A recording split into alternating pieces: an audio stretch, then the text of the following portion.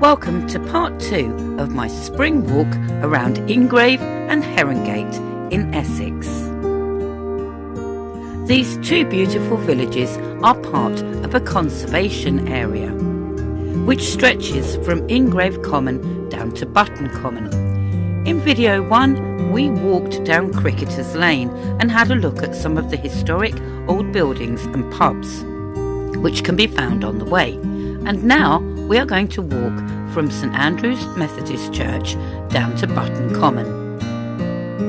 We're going to begin the second part of our walk at the junction of Cricketers Lane, Brentwood Road and the Billericay Road. And the first building that we're going to explore is one you can see in the distance in just a moment. It's called St Andrew's Methodist Church, and it's just beyond the road marker sign there. The weatherboarded Methodist chapel is typical of a parish church that was built in the 1880s.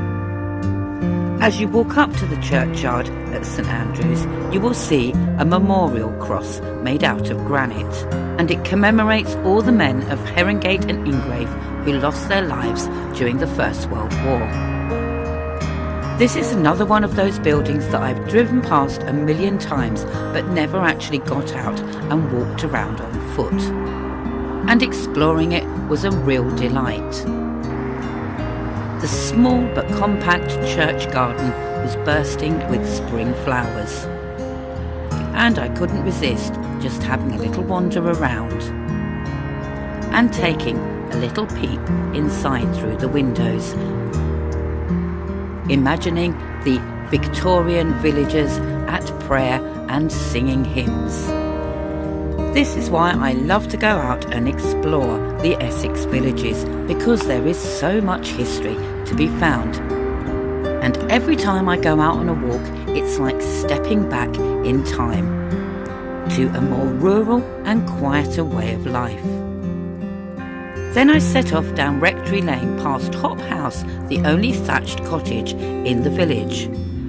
After doing the walk from Ingrave Common down to Herongate, it was time to have some lunch.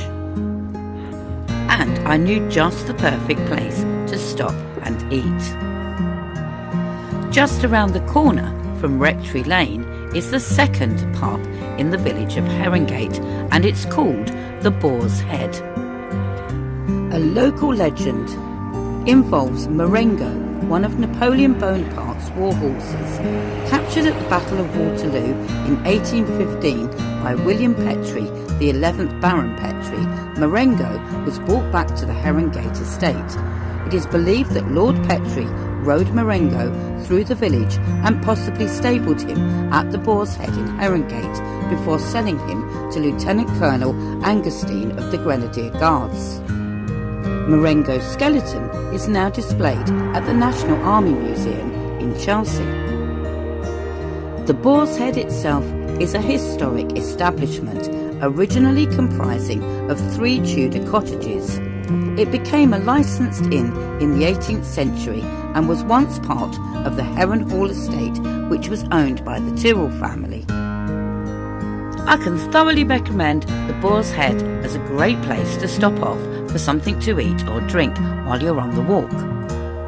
When I first met my partner 20 years ago, he actually took me on a lunch date here to the Boar's Head, which is why I remember how beautiful this particular area is. Today I'd bought my own packed lunch, and I knew the right spot to go and eat it, as I said, because just beyond this path is one of the prettiest areas of the village, and it's called Heron's Chase.